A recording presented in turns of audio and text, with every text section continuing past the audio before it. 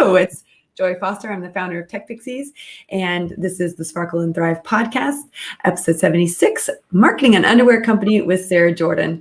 Hello, Sarah. I'm delighted you're here today. Now, we've been in each other's worlds for quite some time now, and it's just so much fun to see where you are now and reflect back on where we met.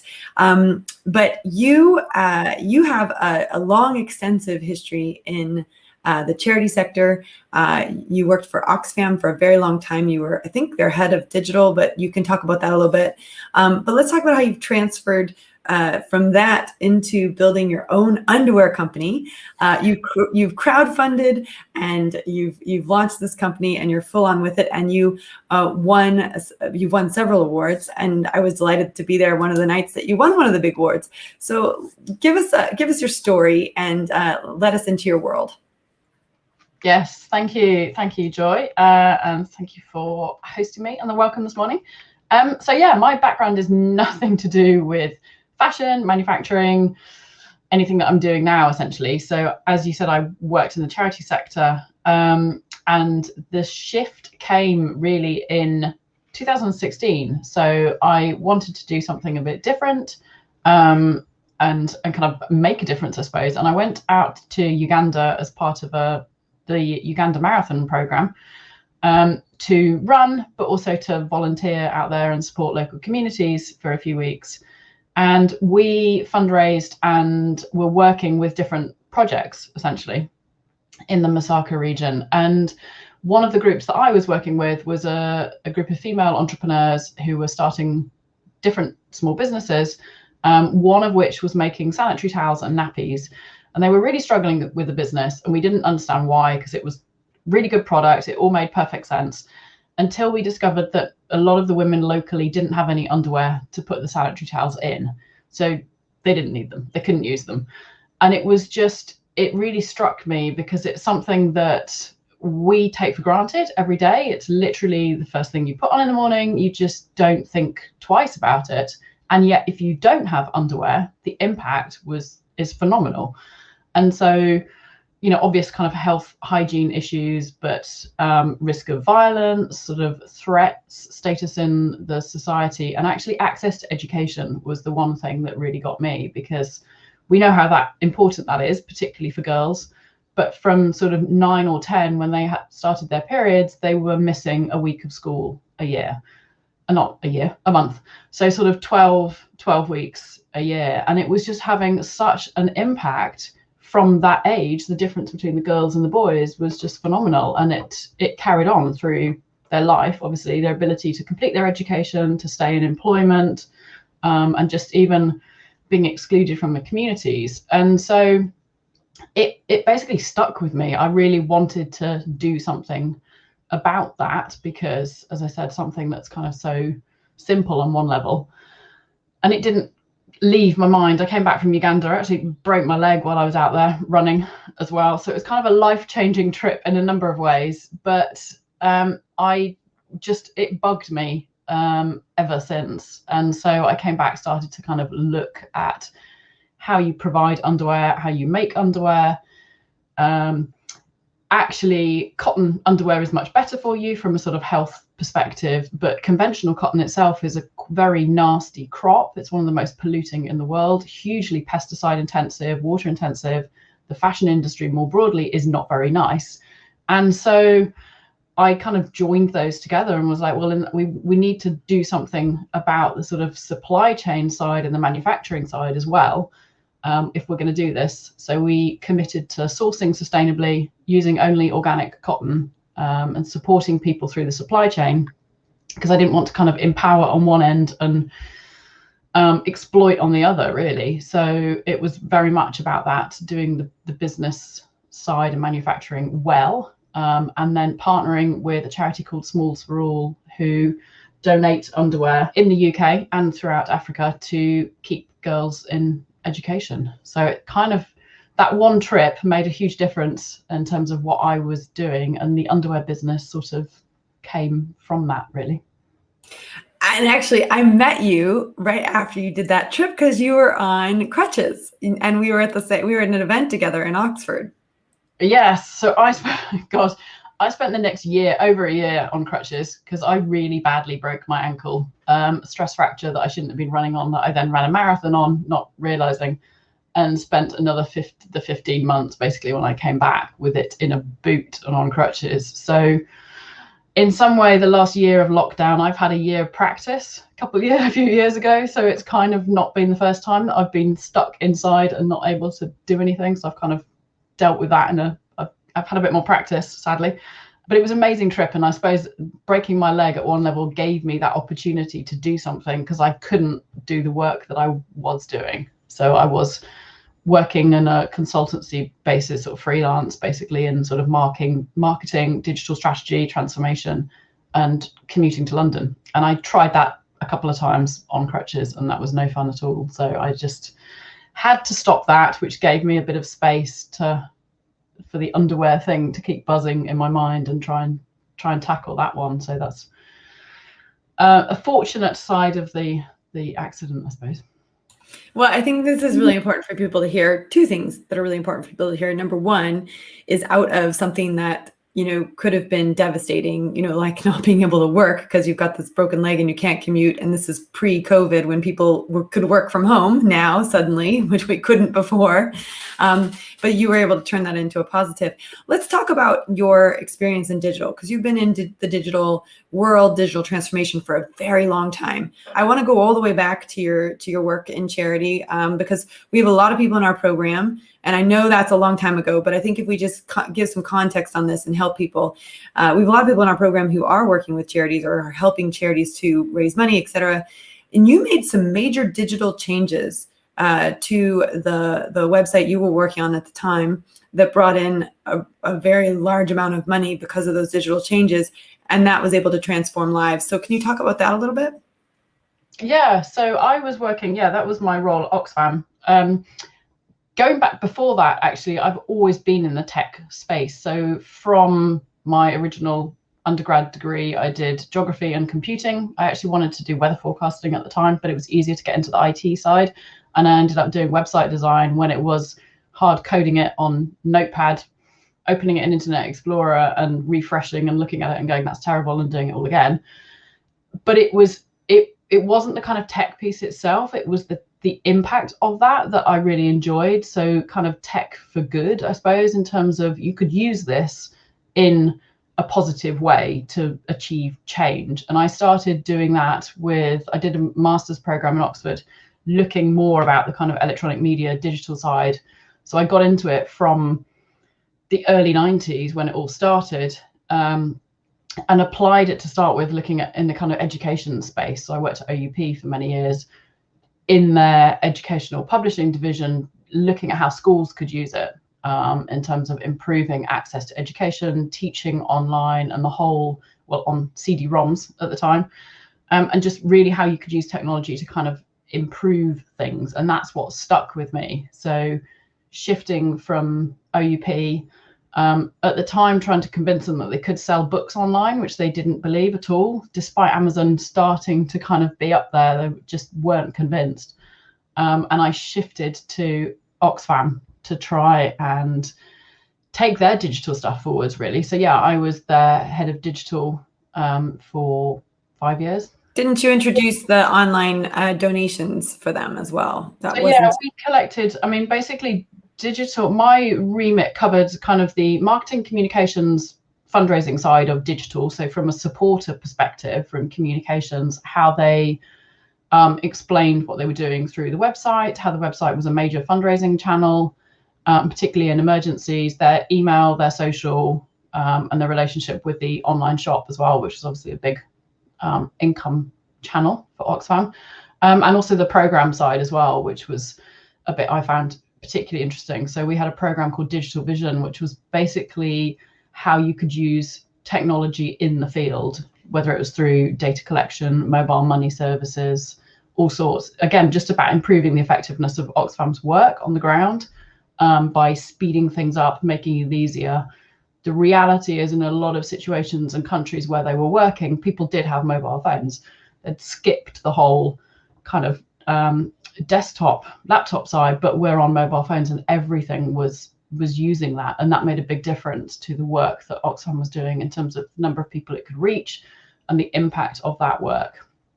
So it was a kind of mix, and it also gave us the ability to connect those two a little bit more. So as a supporter of any charity, you want to know where your money is going, and the advantage of digital gives you the transparency. So we knew exactly where the money that we were spending was going. We could track that and the effectiveness of it, and it could also allow us to improve the communications. So we had direct access to people in the field. We could see where the money was actually going and the people that were benefiting from that and the programs that were developed as a result. And particularly in an emergency, when speed of response is critical. So obviously from a saving lives on the ground perspective, but from a fundraising perspective, the first mover advantage is being there at the start when something happened, made a huge difference to the amount of money that was raised.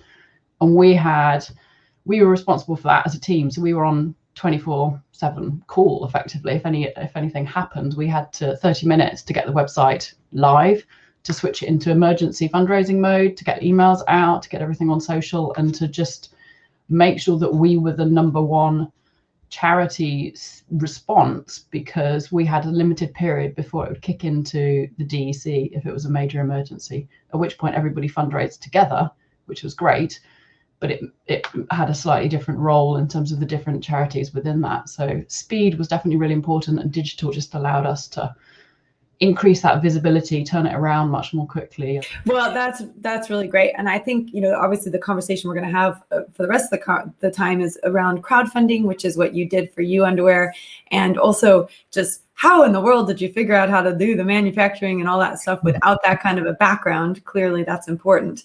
But just for people who are listening, who are interested in marketing a charity, and they are interested in figuring out how to leverage digital for their charity, do you have any advice for 2021? Anything that you're thinking that they need to know or they need to be doing with their charity?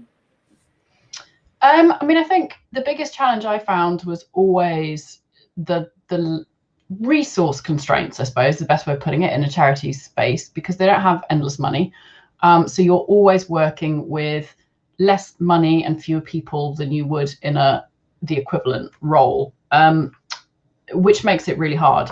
You've also got much greater accountability. So every single pound and penny we were spending was somebody's donation. So you really have to have that ability to focus on the numbers were really, really important for us. So making sure that every pound you're spending on doing anything in digital, particularly if it's kind of advertising spend and that sort of thing, you were returning several times that to have that benefit.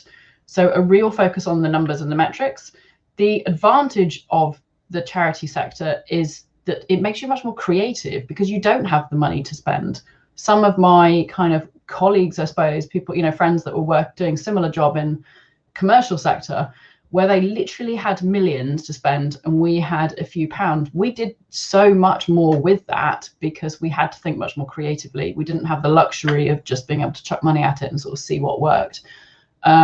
So it does make you much more creative and it gives you a different sort of skill set. I think charities are notoriously behind, well, some of them very behind the curve, and particularly in terms of digital. And it was something, so I was in a lot of charity digital groups where all the heads of digital directors, I went on from Oxfam to the MS Society, and it was a bit like therapy when we all got together, because it's a tough place to work. It's high pressure. You're making a difference to people, but there's a huge flip side of that in terms of it is quite a challenging place to work at times. And just trying to persuade them that digital was going to catch on, this was going to stick around. It's not something, I was there several years ago, so things have definitely changed. But I think just the ability to see the advantages of digital technology and marketing, that's ultimately where your customers are. And I think it's something that we saw in the time that I was Oxfam. I recruited somebody to lead our mobile strategy because that was just coming through as a major fundraising channel, which obviously now is just the way that we work. But at the time, we needed that role to kind of prioritize it within the organization and say, actually, mobile is huge for us. We need to have that focus on it, whether it's text to donate and just communicating and generally being where your supporters are is what's important. So at one level, it's kind of marketing 101. It's nothing different because you're still talking to people, but you just have to be a bit cleverer about that and a bit more careful about it because you've got people's money that you're spending, really. Yeah, 100%. But I think the point is that going digital is so important, and finding ways to leverage the digital tools that are out there, not only for yourself, but for your supporters, is really important. Well, I appreciate that ability to talk about that, mostly because you've got the experience there. And I know we have a lot of women in our program who are setting up their own charities or who are running charities for the people on the digital side. The one follow-up I think I'd say is the kind of, I think, not seeing digital as anything different. So that was, again, the big change we made was trying to actually get rid of digital in Oxfam because it's about integrating it. So not seeing it as something different. It is just an enabler. And whether you're communicating through digital channels or any other channels, you do it in the same way. So it may speed things up and increase your reach, but actually the principles are still the same. And focusing on people and the storytelling and the communication side of it, people get so fixed on, I want a website, I want an app. And it's like, why? What are you doing with this? And that I spent more of my time at Oxfam saying no to things than I did saying yes to it, because it was so much energy around it and all the buzzwords of we wanted this, we wanted that. And it's like, why are we doing this? Because we have to be really careful, but it is about connecting with supporters, connecting with people. And is this going to do it? Or are we just going down a bit of a vanity route that everybody says we need an app, therefore we need an Oxfam app? And there are a lot of conversations about that and a lot of buzz around kind of digital fundraising. And it's like, actually, digital is just the channel. We should just be doing this and integrating it. So not having a separate digital strategy, not seeing any of these tools as different, because you focus then on that one thing and then it moves on and you can't keep up, and it's a continual sort of process. So it was more about how you work and the adaptability of it. And that's kind of what I went on to do in terms of the transformation. It's people and it's enabling change. Digital is just one of the sort of tools.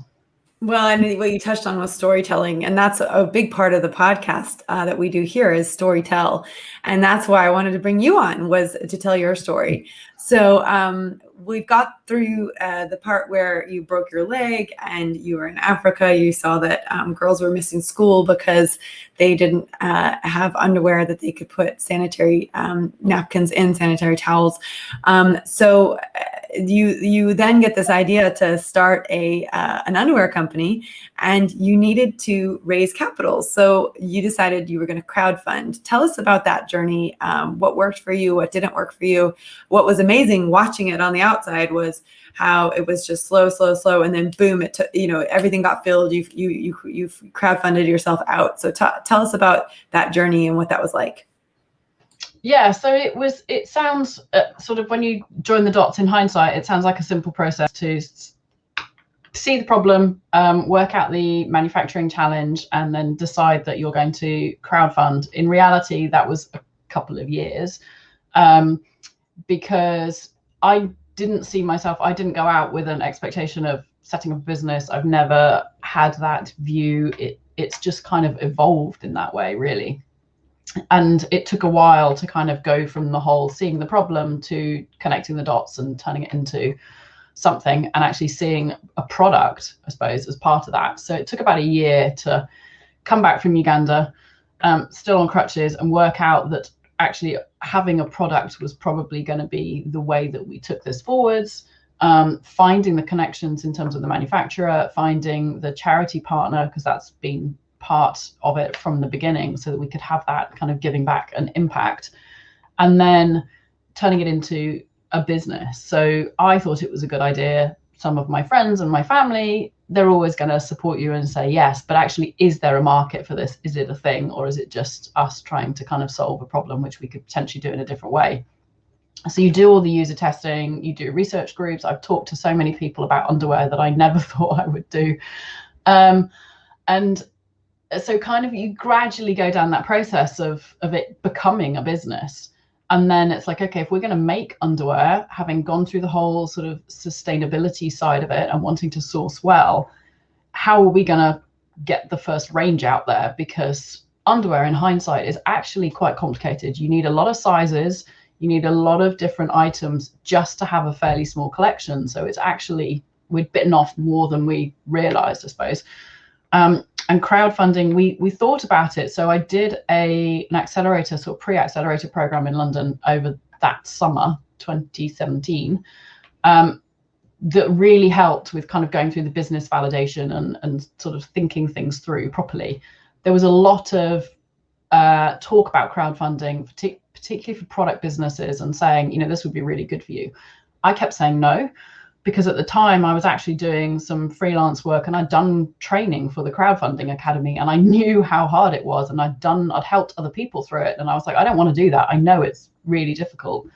I don't want to be basically putting us through that pressure. We don't really know kind of where we are yet. So we kept putting it off. We kept saying no.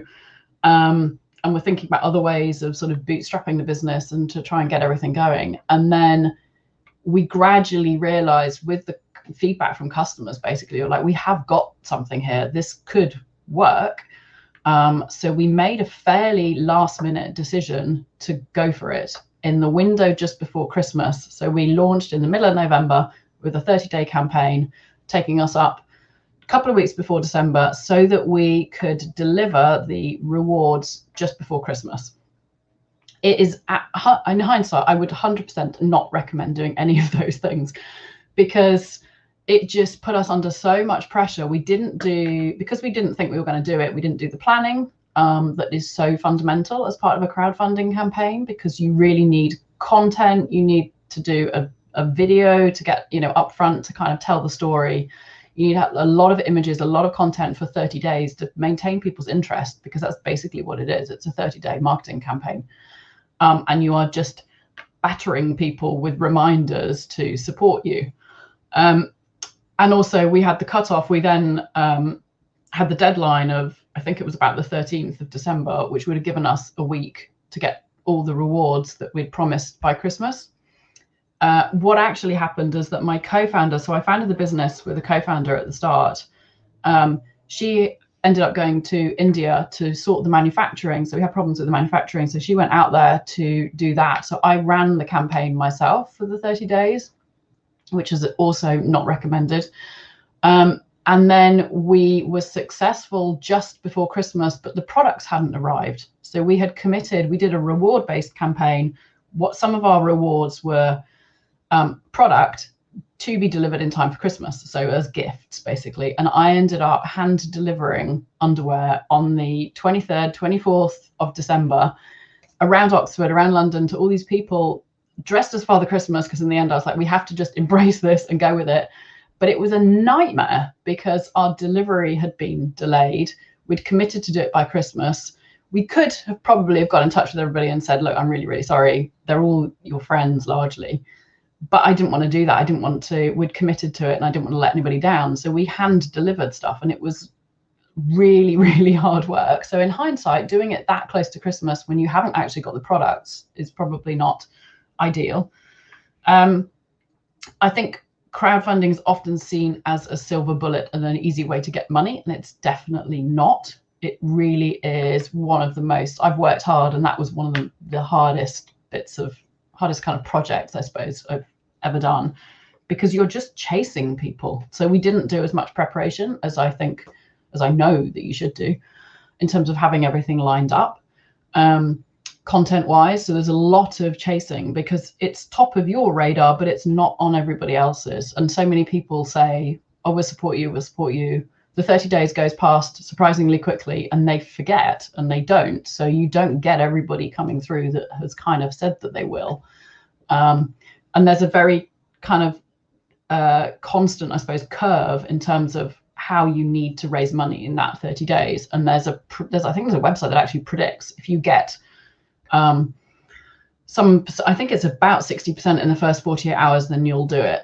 And we hit that. We were a couple of a few £100 off, but we were basically right on track. So we got the majority up front in the first 2 days. So we did a big launch in London because my co-founder was in London, and we had a lot of friends and people supporting us there. And then we did another one in Oxford right at the front that launched the campaigns. We had products. We did a kind of telling stories about Uganda and the inspiration behind it, and had a lot of the video content and all sorts to kind of generate interest.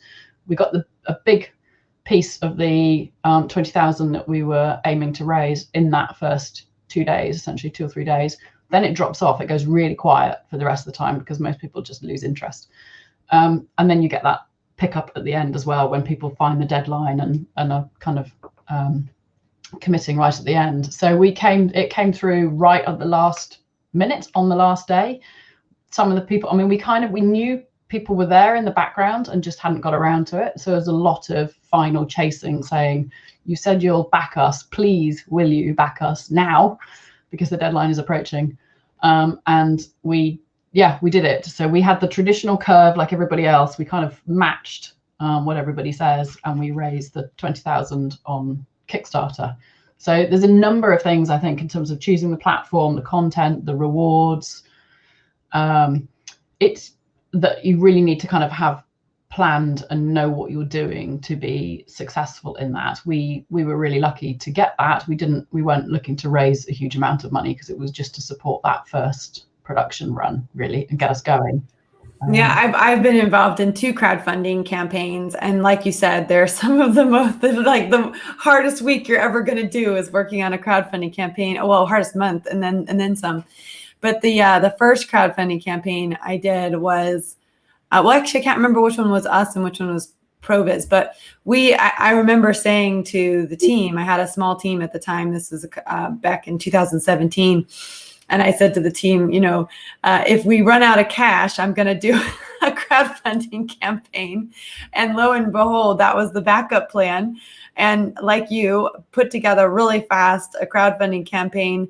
This is literally like we started in 2015, and this was 2017, and it was before I had raised money, and it was kind of like I could tell that we needed cash, and so we set a goal of £5,000, and then we were hoping to have it matched. There was this match funding thing going on, so we put it, and you couldn't get the matching unless you put everything in and you went live. And we were using Crowdfunder, and according to Crowdfunder, they had match funds available. So we did everything we were supposed to do, hit the go live button, and then we got this email from Crowdfunder going, "Oh, sorry, we don't have any money to match you." And we were just like, "What?" And at that point, you can't change the goals. And so we were really, it was really tough. And fortunately for us, the other thing that was really interesting that I learned on the charity side, because at the time we weren't a charity, but we were a nonprofit at the time, and we were, social enterprise, kind of exploring, the Kick charity side. Hadn't made a decision at that point what we were going to be. But one of the things that we said we would use the money for was scholarships, which is what we did use the money for. But it was interesting because in the kind of the nonprofit sector, if you say my goal is 5,000 and you meet that goal, there's no incentive for people to pay above that goal. And we actually needed 10,000. And it was we were very lucky at the very end. We got a corporate sponsorship of £2,000 that pushed us over to 7,000. And that was huge because we were still 3,000 short of what we needed. And we had this background, funding match fall through. And I think that's the part, it's the drama of it, right? You get everything set up, you launch it, and then boom, it goes, it goes one way or another. We had many of our students who'd completed our program. They donated into it to support future students, which was really special. And I'm really thankful for that. But it was a very interesting experience. And then I did, and I think I must have been after this, we did £100,000 Kickstarter with Proviz. And I remember when they said to me, "Hey, Joy, our goal's 100,000." I was like, "You've got to be kidding me!" I've never done that. I don't. There's no way. And what we did was we paid for a consultant to just talk us through it and help us to understand like how it all works. The interesting thing is the crowdfunding that we did for TechPixies ended up getting the attention of the Prime Minister, and then she came and met with us in our offices at Grant Thornton, where we were borrowing some space, and then name dropped us on television. So sometimes doing those activities can give you some press that you weren't expecting, and for us, it was a huge growth opportunity from TechPixies' perspective.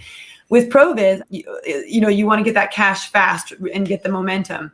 So we had sent out an email to everyone to say, okay, can you pre-commit? And I think only about 50% of the pre-committers actually did commit. Like you said, everybody says, oh, I'm going to pay. And then when it actually comes down to it, they don't. Not everyone does anyway.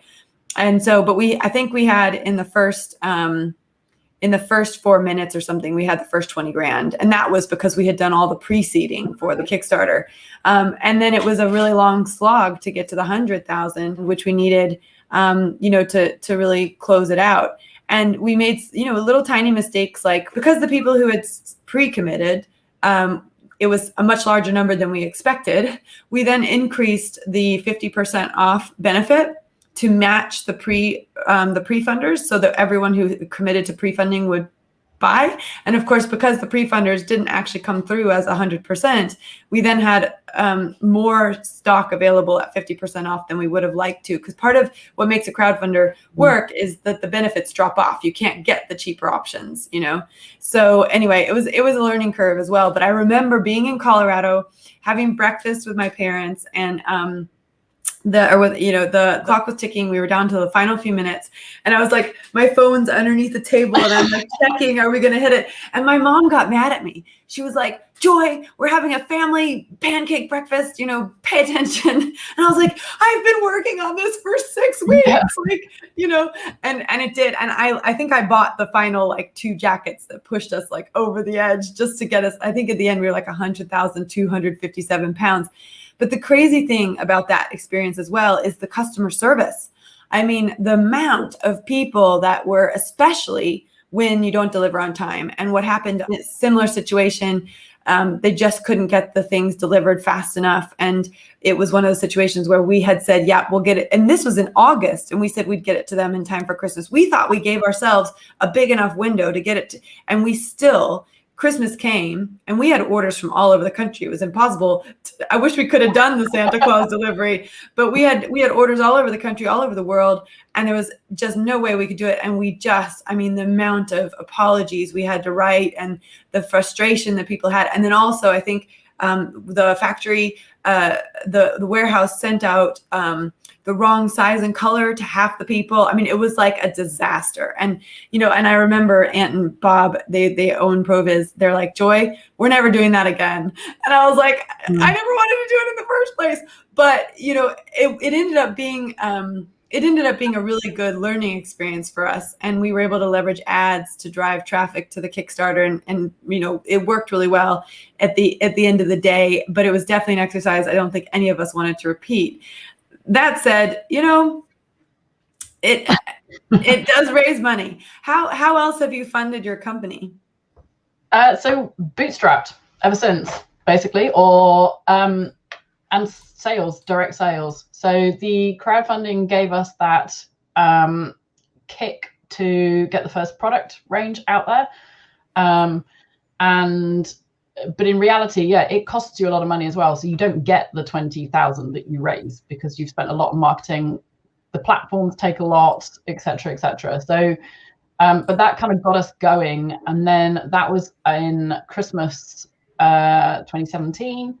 And then we went live in terms of our main website and actually selling direct to consumers in early 2018. So February that year. It's a bit of a complicated story. We kind of put things on hold while we resolved the issues behind the scenes in terms of ownership of the business.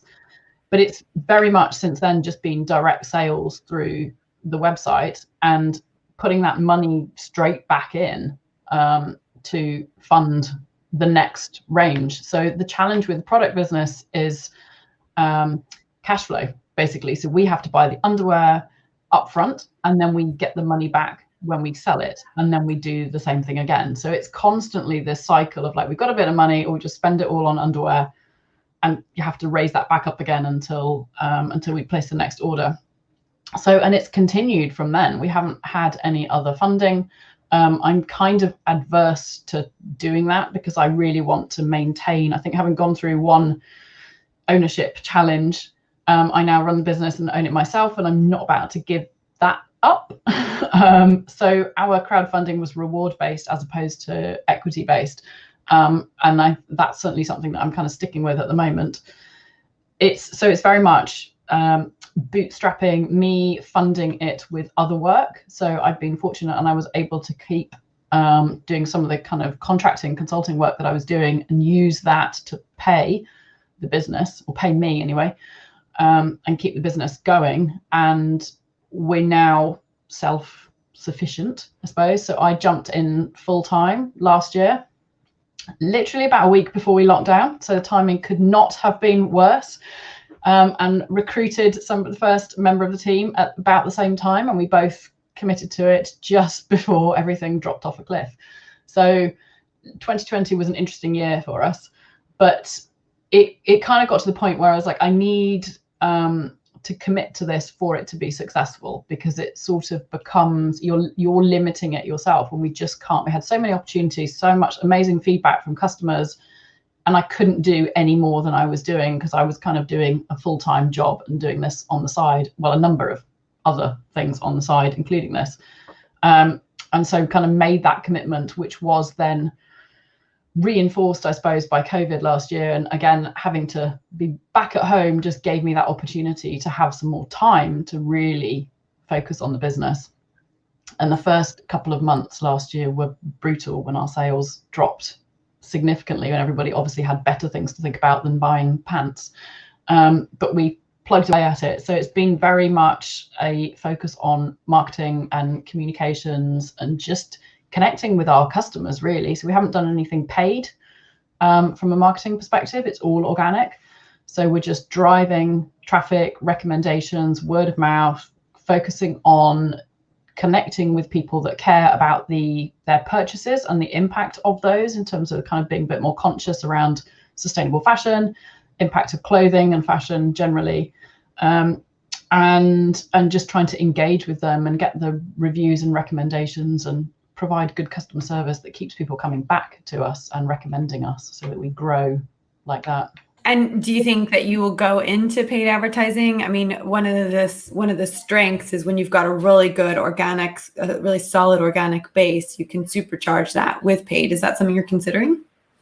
Yeah, I think definitely. I think it's just, I mean, I know how effective that can be if you get it right in terms of the targeting and the right channels. It's purely been a budget thing. So it's like we have a choice about where we spend the money. Do we buy product or do we buy advertising? And at the moment, we've needed to put the money into the product to grow the range.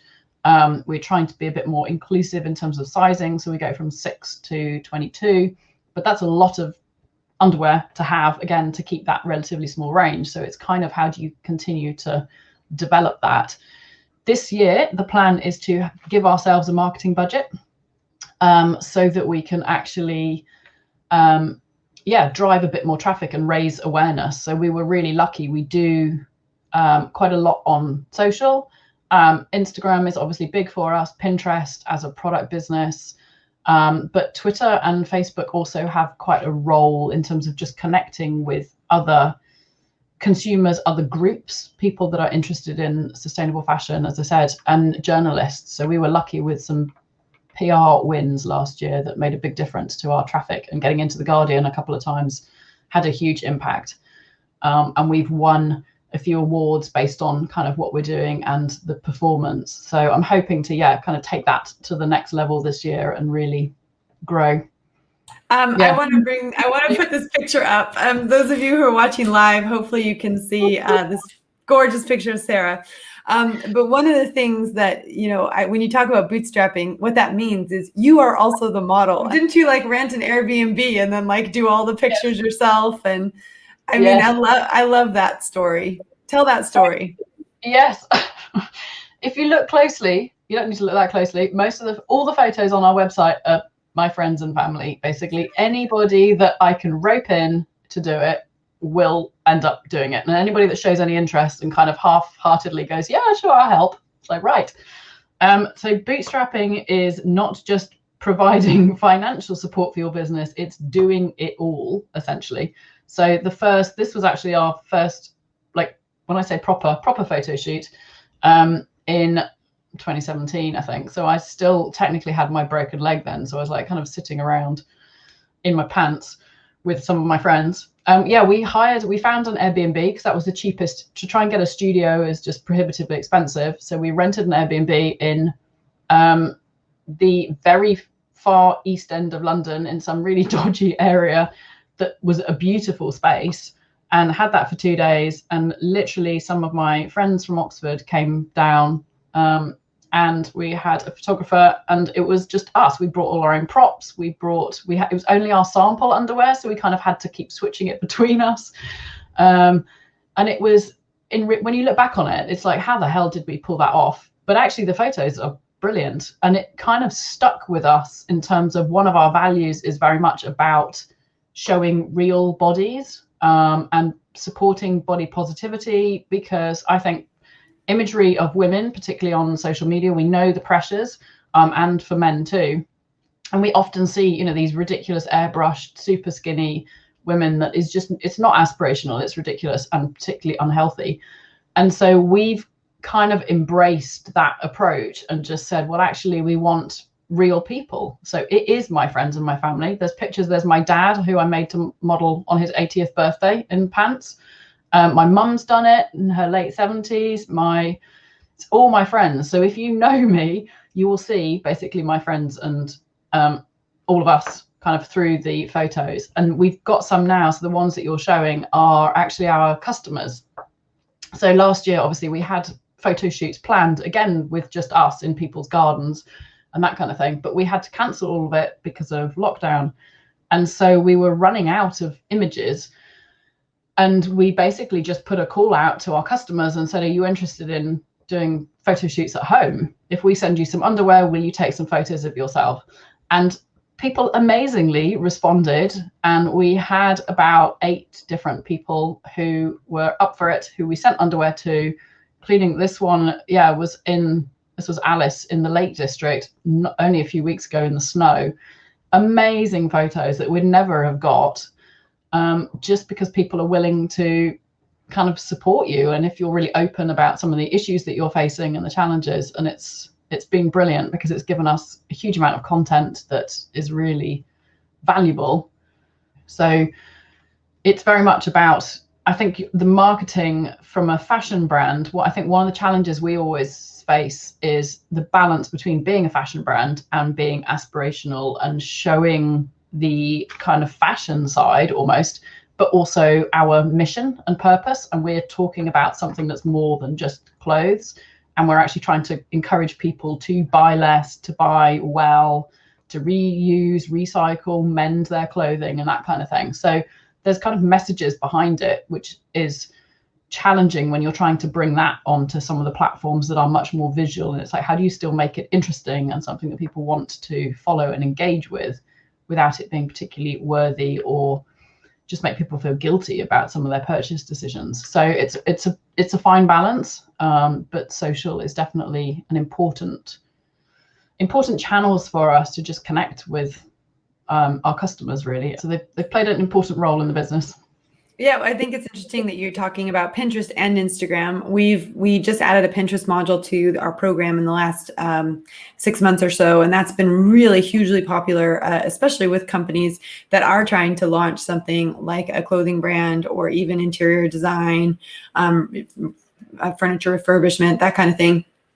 So it's great to know that you're using both Pinterest and Instagram. And we know from our Pinterest specialist, Pip Isles, that at the moment, advertising for Pinterest is very good because it's not saturated yet in the same way that, let's say, other networks are.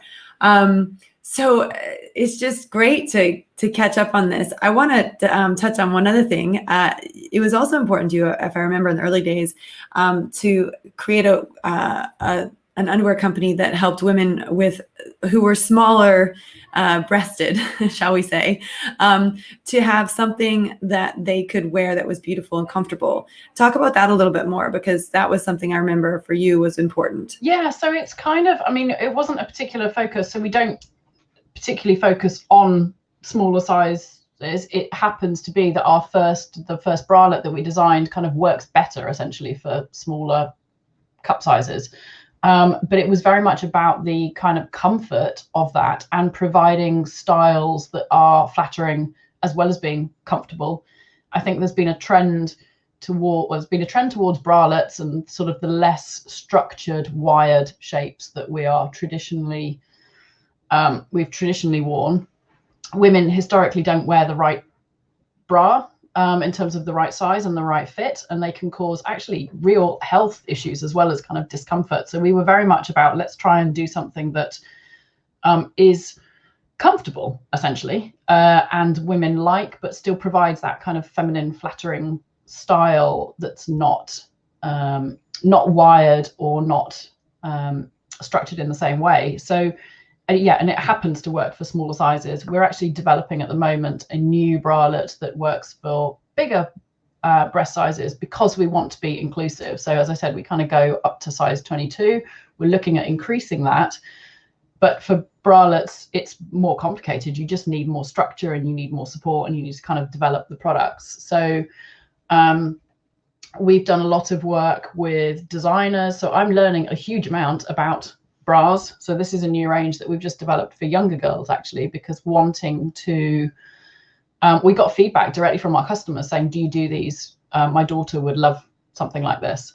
So we developed a range that we launched just before Christmas last year for younger girls aged sort of 9 or 10 up, that it's based on the successful adult design, but it's actually designed by girls locally. So some of my friends got in touch and said, and they'd actually drawn what they wanted in terms of the patterns, and we worked with them for about a year to turn that into a product. And again, it's about providing a kind of age appropriate, really. So their feedback was very much, it's either crop tops, sports bra style vests, or really inappropriate kind of push-up stuff for younger girls, and they weren't comfortable with it. They wanted something that they found a bit more grown up, but also still fun. And so we've got this patterned range. The clouds was my inspiration because as I said, I always wanted to be a weather forecaster. And I was like, I love clouds and cloud design. So that was my one input. And we took their designs and their feedback and their patterns and developed this range for younger girls. So we've got 4 patterns and we've got 6 plain colors. It's all designed to kind of work under school shirts, school uniforms. And it's also, we don't use size ages to distinguish the size because there's a huge amount of pressure on girls that they should be a certain size when they are age whatever. So we've named them after Ugandan towns. So it goes right back to kind of the origins behind the business, and you choose that. We provide all the measurements so you can kind of work out what size you would be, but it's not that you are aged 11 and actually you're wearing a bra for somebody that's 14 or age 9. So there's no pressure either way. They're named Jinga, Kira, Lyra and Masaka so that you can work it out kind of that way. So again, it's all about the body positivity and just trying to support women, which is what we've done with our adult range. And again, our commitment to using kind of real models and not airbrushing images and just supporting girls as well as women in that. So oh my gosh, I love that. And as a mother of a daughter who's just hitting that, she's about to turn 11 and it's time. So these things are amazing. And of course I will be getting her a star one because TechPixies is all about the stars. Yes. Do you actually have star pants yet? Because that would be amazing. Yes, I know. It's the problem is just like reining myself in, because the moment we actually launched these. So we did, I think you showed some of our sort of teaser campaign that we did on Instagram, showing images that were sort of subtly related, but not the product. And we got such amazing feedback from women going, these look great. And then we had to sort of say, really sorry, they're for girls. They're not adult sizes. And we just got such demand. So we are looking at introducing them in our adult ranges and in underwear as well. So you do have some really funky designs here. So this is our Mara range, which basically, so we partnered last year with a top African designer. So Kiko Romeo are based in Nairobi and are a mother and daughter team that are hugely well known in the African design space. And these are inspired by Maasai beadwork, and they've turned them into fabric, or turn them into prints, should I say, that we've put onto our underwear. So, and they are beautiful. They're absolutely, even if I say so myself, they are amazing. Again, it's all on the organic cotton, so it's really soft and really nice to wear. But it's basically the Maasai beadwork inspired designs that we've got in our black and our red across the adult ranges, and we've got blue, green, and yellow coming in the spring as well. So our core range is very neutral and sort of more everyday style, and the black, white, grey, and different skin tones and that sort of thing. But people kept asking for brighter colours, but everybody's view is very different in terms of, do you like blue? Do you like red? Do you like anything else?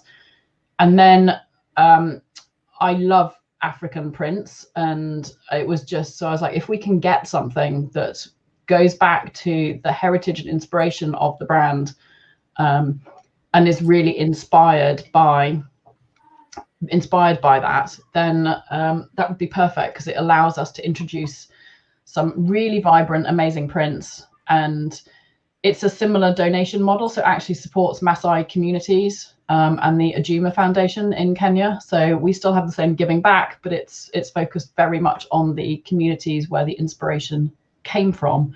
So it's nice to be able to kind of have that impact as well. So we're gradually increasing our range, but pants, younger kids pants with stars on, or adult pants with stars on is on the list, and just all sorts of new colors and things coming through. So at TechPixies, we have a saying, and we really adopted it from one of our TechPixie who has a podcast all about brave pants. But you got to get your brave pants on, right? And you got to take brave, bold moves in life. And actually, I think that would be a great way to close here. What I love about you is that you are brave. I've known you for a long time. I've known you since you broke your leg, all the way through to the pain of going through the partnership changes to building the company that you've got now.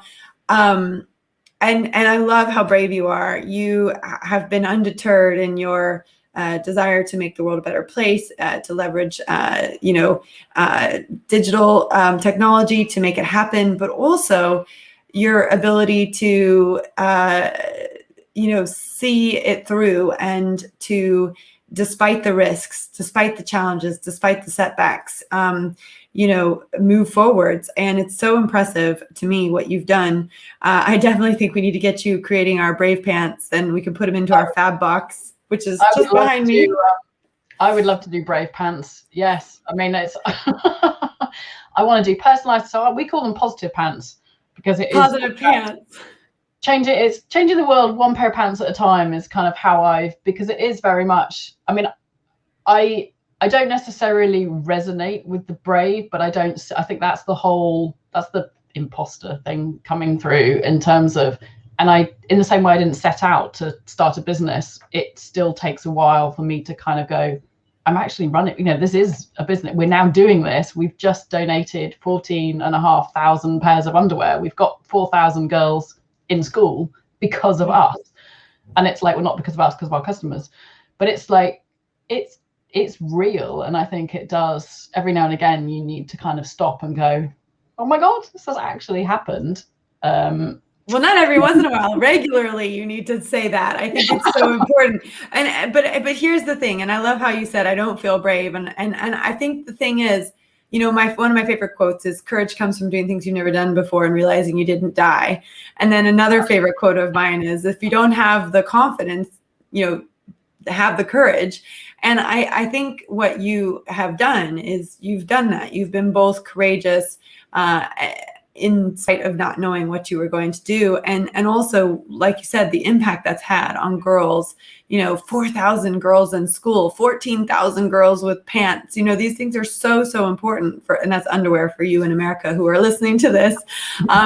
But I think it's so incredible. And I really hope you do more often than not sit back and go, wow. I know we certainly are doing that. I am doing that right now, watching or listening to this podcast, and I hope other people are as well. What I would love is for you to give advice to the woman who is at the start of your journey, and she's thinking, I see a problem and I want to solve it, but she's too scared to take the first step. What would the piece of advice you would give her be? Just do it. I think it's really, so one of my favorite expressions is the kind of JFDI, which I won't fully explain, but it's very much, because I think it's really easy. It's much easier to give the advice and from an external perspective versus when you're in it. But I think my kind of guiding thing was very much, I've been inspired by like females through my family, particularly my grandmother, who was very much like, if you tell me I can't do something, then I absolutely will. So there's a bit of stubbornness and supporting women kind of very much that runs through that. And I think having the confidence to just give it a go, because one of my early, we've had some real challenges with this business, and it's only in the last year that I can kind of go, it might actually be a business. We might be able to do this. And I think you'll regret not doing it more than you will regret giving it a go. And my thing was always, worst case scenario, I come back in a year and I've learnt a lot and I've got underwear for life, as have all my friends. If this doesn't work, if I don't try, I will forever wonder what could have happened. And whilst I didn't go in with a plan to do that, at every moment, it's like, well, what is the worst that can happen? The worst is that you'll fail, you'll come back, you'll be in the same situation, but not in the same situation, because you will have learned so much and you'll have a whole load of experience. And I think certainly now I'm in a position where I'm running the business and I'm recruiting into my own business, but certainly when I ran big teams, it's very much, you want people that will just go and do stuff, that will try stuff, that are prepared to learn and fail. And it's all the cliches, but it's kind of true, because just give it a go. I think most people are incredibly hardworking, talented. And if you just put your mind to it, what stops most of us is that uncertainty and the fear of failure, but also fear of success. And one of my favorite quotes is whether you think you can or you can't, you're right. And it's so true. If you just do it, I didn't set out to do it, but I've just taken that kind of, you do one thing, then you do the next thing, then you do the next thing, and you suddenly look back and go, oh, we're still doing it. We're still moving forwards and we're still making a difference. And for me, it's the making a difference that inspires me, because I'm not doing this for myself. I'm doing it for the 4,000 girls that I can keep in school, because that really motivates me. But for anybody else that's doing it, it's like, just do it, because it may not be how you think it will be, in terms of you end up, pivoting, doing a 360, something changes, you'll go in a journey like this, because it is never straightforward. But if you don't try it, then I think you will forever have that nagging little thing. And it doesn't need to be huge. It can be something you do on the side. There's that's no less valuable. But I think people's contributions are underestimated in terms of just go for it, do it, talk to people, ask for help, collaborate, work together, but do something that you love, because you need the passion, and we need more passionate people who care about stuff, who are trying to make a difference. Because 100%. So I just think it's so important to recognize that why you're doing something is always important. That one of my mentors says, ask yourself why 7 times, really get to the bottom of why you're doing things. So I want to say thank you to you for your time. Thank you for your story. What a rich story in so many ways. And what a blessing you've been to the ladies who've listened live today and those who will be listening on the replay, men and women. We do have some male listeners as well. But I want to just say thank you, Sarah. And I can't wait till we can be in the same room together. And, you know, and maybe one day we'll go for that run. If we ever can. Running pants will be the next thing. Brave pants. Brave pants. Yeah. List of. Well, and have you explored period pants as well? Because that kind of solves the problem of reducing the need for sanitary napkins. That's something that I've found fascinating as we've been discovering that world recently. Yeah, so period pants, and so we've actually got somebody locally who's going to be making some reusable sanitary towels that we can use with our underwear to start with, because period pants are a little bit more technical, obviously. So that's kind of a slower development process because we just use the natural fibers and the organic cotton, but it's something I think is really important just in terms of our impact more broadly. So obviously we're trying to support kind of across everything, but just in terms of waste and sustainability and our impact on the planet is huge with everything that we consume, and period products are no different. And if we can kind of minimize or make some small switches like that, then it does make a big difference.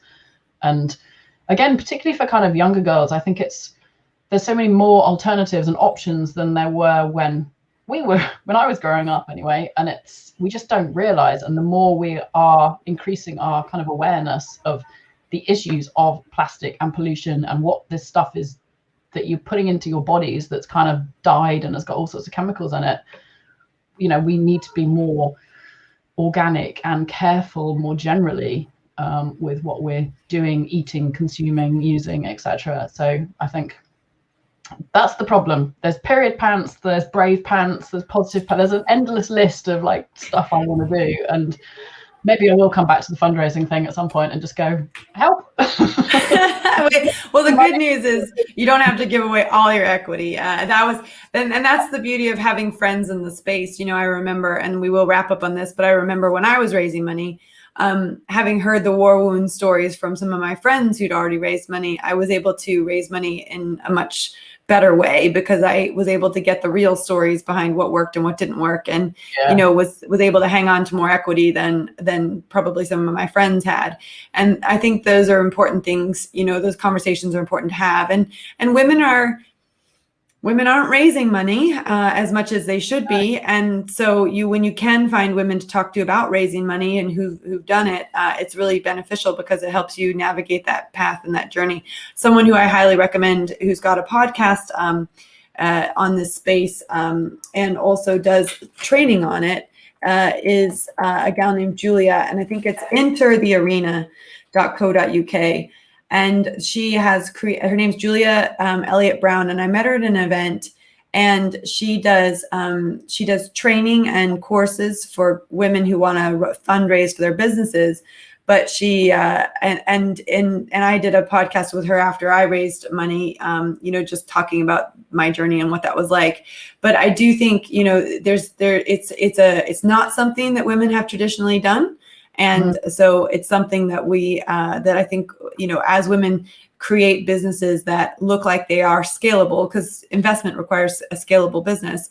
But if you are building a business, and pants are scalable, I mean, quite frankly, there's 7 billion people in the world and half of them are women and they all need pants. So you've got, you know, 4.5 billion women in the world that you can, or 3.5, I can't do math, 3.5 billion women that you know are potential customers. So when you have a scalable opportunity, that's where fundraising and investment really, really works. And I think women should not shy away from it. But I understand fully when you've had to go through a partnership restructure that it can be hard bringing in more people to help run your business, you know.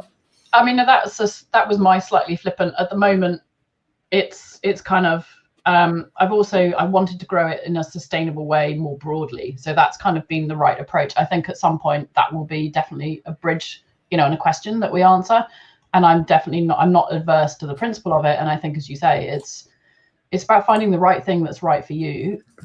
I think the broader support network and talking to women and sharing this stuff is invaluable, because it doesn't really matter whether it's about crowdfunding and, you know, equity, but just so many people have been through so many of these steps previously, and people are incredibly helpful and supportive, and just asking them. And certainly I found I'm in various kind of little informal and formal mentoring groups or women's groups that is just a few of us around locally, some of my friends that run small businesses, and we get a huge amount of support from each other just by sharing these things, talking it through and saying, you know, this is what I'm struggling with, who can help? And people will reach out. And I think you're right, we need to raise the profile of what women are doing. Women need to fundraise and scale and everything else. That isn't necessarily the measure of success of every business. So I'm doing a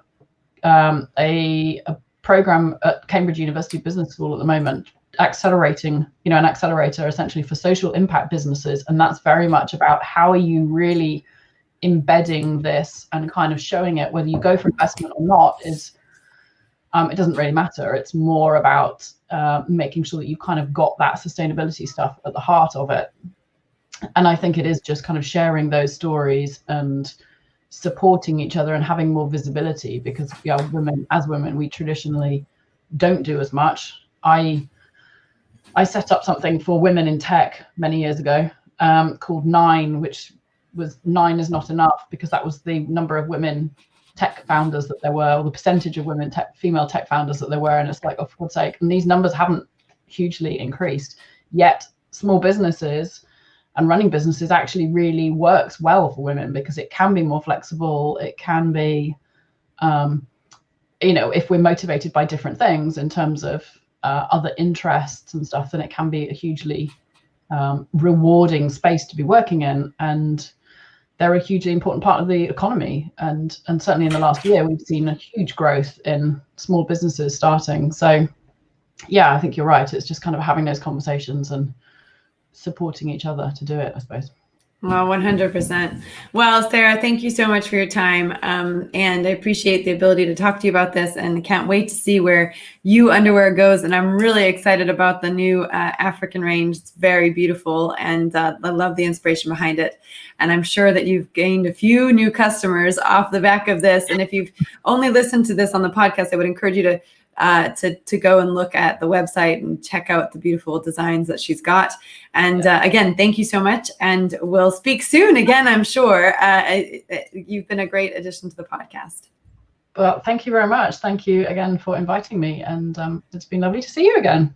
And if people want to find you, where can they find you? So Y.O.U Underwear UK is our handle across all the usual channels. Our website is youunderwear.com. And everything is kind of linked from that. So yeah, we're on all the usual social spaces or directly through our website, and you can get in touch with me through all of that as well. So, and we do men's underwear. I thought I should say that it's not just women. So we're going for the full 7 billion in terms of yeah, that's just, I'm sorry, you're right. Yeah, let's go for the full 7 billion. I love it. Who's your target? It's like the world. The world. Well, the world, your target is the people who actually care about sustainable clothing, and also people who care about girls getting education, and also who care about girls having pants. So, and let's hope that grows to 7 billion. How incredible that would be. That would, yeah, we kind of need to make some of those bigger changes. So hopefully we'll be helping. All right. Talk to you later. Thanks again. Thank you so much.